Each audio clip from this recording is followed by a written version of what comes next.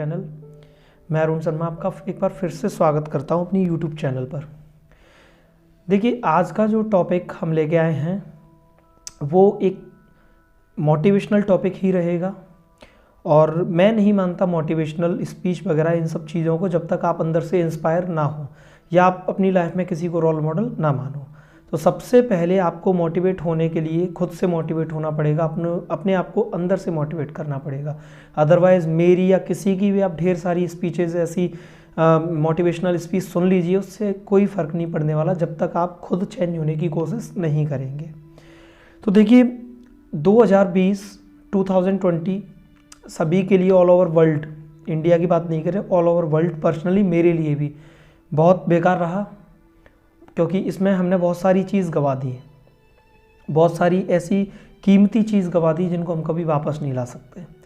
लेकिन इस 2020 से हमें सीखने के लिए भी बहुत कुछ मिला। हमें पता लगा कि फैमिली के साथ टाइम स्पेंड करने की वैल्यू क्या होती है, फैमिली के साथ रहना कितना ज़रूरी है और हमें अपने लोगों को टाइम देना कितना आवश्यक होता है। ये सारी चीज़ें भी हमें 2020 से ही पता लगी, लेकिन कहीं ना कहीं थोड़े से आलसी भी हुए। खैर छोड़िए, हमें आज ये देखना है कि हमने 2020 में ऐसी क्या चीज़ें सोची थी जब 2019 ख़त्म हो रही थी, 2020 आ रही थी, तब आपने ज़रूर कुछ ना कुछ ऐसे ड्रीम्स रखे होंगे, कुछ ना कुछ ऐसे प्रोजेक्ट रखे होंगे कि मैं इनको 2020 में अचीव कर लूँगा। लेकिन कोरोना के कारण या किसी भी वजह के कारण आप उस चीज़ को अचीव नहीं कर पाए। कर लिया तो फिर कोई बात ही नहीं है, लेकिन मान लीजिए आप अचीव नहीं कर पाए, तो कहीं ना कहीं मैं आप सभी को बता सकता हूँ उसकी एक प्रॉब्लम ये रही होगी कि जब हम उस काम को एक बार दो बार करने का ट्राई करते हैं और नहीं होता वो काम, तो हम हार मान लेते हैं। तो बस आज हमें केवल जो भी आपने सीखा 2020 से, हम सबको पता है, आपने अपनी पर्सनल एक्सपीरियंस लिए होंगे, मैंने अपने पर्सनल एक्सपीरियंस लिए, लेकिन मैं केवल आज इतना कहना चाहता हूँ, जो गलती हमने 2020 में की वो गलती हमें 2021 में नहीं दोहरानी है। और वो गलती है हम किसी भी चीज़ को लेके हार मान लेते हैं। तो जी हाँ फ्रेंड्स, आज का टॉपिक जो रहेगा वो रहेगा bye bye 2020 and never give up, go ahead. हार मत मानिए, हमेशा आगे बढ़िए। तो आगे आने वाले अपने इस साल में 2021 में मैं आप लोगों से केवल इतना कहना चाहता हूँ, मैं खुद से भी ये बात बोलूँगा कि अगर हमने किसी भी चीज़ का सपना देखा है तो जब तक हम अपनी लिमिट क्रॉस ना कर दें तब तक हम हार नहीं मानेंगे। याद रखिए, nothing is impossible in the world. बिल्कुल सही बात है, क्योंकि दुनिया में कोई भी चीज़ असंभव नहीं है आपकी एबिलिटी, आपकी कैपेबिलिटीज़ की वजह से। वो अगर इम्पॉसिबल हुई है तो केवल आपके एक्सक्यूजेस की वजह से। आप और मैं, हम दोनों ही ढेर सारी चीज़ों को लेके मन में काफ़ी सारे एक्सक्यूजेस रखते हैं। ये नहीं था इसलिए ये नहीं हो पाया, वैसा नहीं था तो ये नहीं हो पाया। आप और मैं, हम दोनों अपने अपने माइंड में एक बार फिर से ये ठानते हैं 2021 में हम वो सारी गलतियां नहीं करेंगे जो हमने 2020 में की। और एक बार ये डिटर्मिनेशन अपने माइंड में लेते हैं कि जब तक हम अपने टारगेट को अचीव नहीं कर लेंगे हम हार नहीं मानेंगे। याद करिए, हमने सबने रामायण पढ़ी है, रामायण देखी है। उस समय पे भारत से लंका जाना भी असंभव था, लेकिन जब आप किसी चीज़ को पाने की कोशिश करते हैं, डायलॉग भी है कि जब आप किसी चीज़ को पाने की कोशिश करते हैं तो पूरी कायनात आपको उससे मिलाने में जुट जाती है। ठीक है, मुझे नहीं पता ये कहावत कितनी सही है, लेकिन जहाँ तक हमने देखा, हमने रामायण को देखा है, उसमें मैंने एक चीज़ देखी, उससे मैंने एक चीज़ सीखी कि जिस युग में भारत से लंका जाने के लिए कोई भी ट्रांसपोर्टेशन नहीं हुआ करता था, कोई साधन नहीं था, उस टाइम पे भी राम भगवान भारत से लंका गए।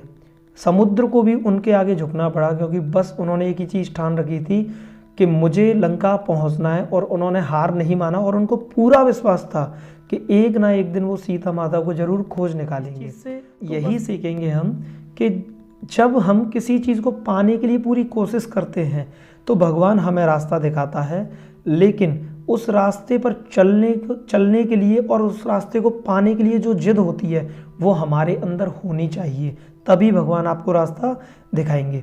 देखिए हम करते क्या हैं, हम किसी भी टेस्ट को देते हैं। जैसे स्टूडेंट्स की बात करें तो मैं बहुत सारी, आपने देखे होंगे कि जब नीट का रिजल्ट आता है, आईआईटी का रिजल्ट आता है, सिविल सर्विसेज का रिजल्ट आता है, ढेर सारे स्टूडेंट्स जो हैं सुसाइड कमिट करते हैं। ठीक है, उनकी जो भी स्थिति उस समय पर बनी रही होगी, जो वो सोचते होंगे वो वही जानते हैं, हम नहीं जानते कि उन पर उस समय क्या बीतती है। लेकिन मैं एक चीज़ कहना चाहता हूँ कि जब हम लाइफ में चलना ही गिर गिर के सीखते हैं तो गिरने से हमें इतना डर क्यों लगता है। हम जब चलना सीख रहे थे, हम 1 बार गिरे, 2 बार गिरे, 3 बार गिरे, क्या हमने चलना छोड़ दिया या हम चलना नहीं सीखे?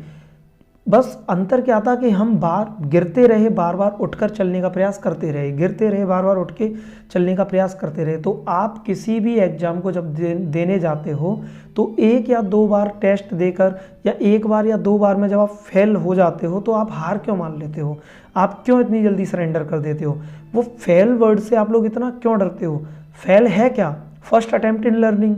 हर व्यक्ति किसी भी चीज़ को सीखने में, ज़रूरी थोड़ी ना 1 बार में सीख जाए, 1 बार, 2 बार, 3 बार, लेकिन अगर उसके अंदर लगन होगी तो एक ना एक दिन सीख जरूर जाएगा। तो आपको बस इतना याद रखना है, अपनी लगन को ख़त्म नहीं करना है, अपनी भूख को नहीं मिटाना है। जितनी तेज़ भूख होगी उतना ही प्रयास आप करोगे, और जितना प्रयास आप करोगे उतनी ही जल्दी आपको आपका लक्ष्य मिलेगा।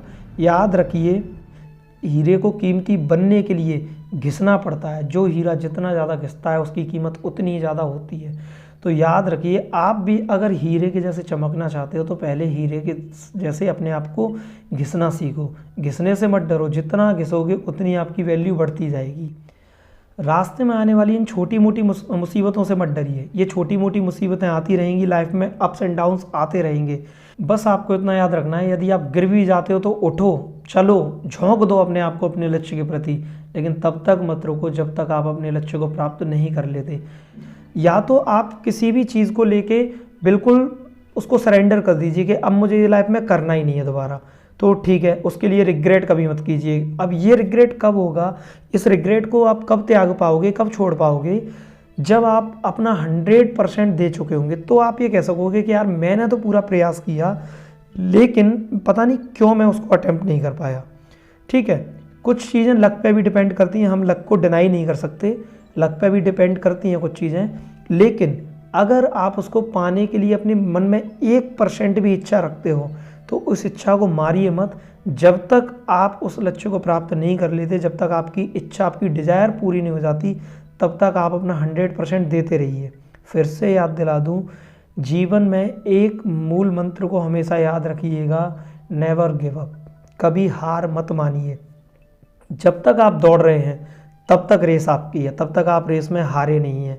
आप रेस उस दिन हार जाओगे जिस दिन आप दौड़ना बंद कर दोगे। तो लाइफ में आगे बढ़ना है तो चलते जाना है, चलते जाना ही जीवन का एकमात्र नियम है।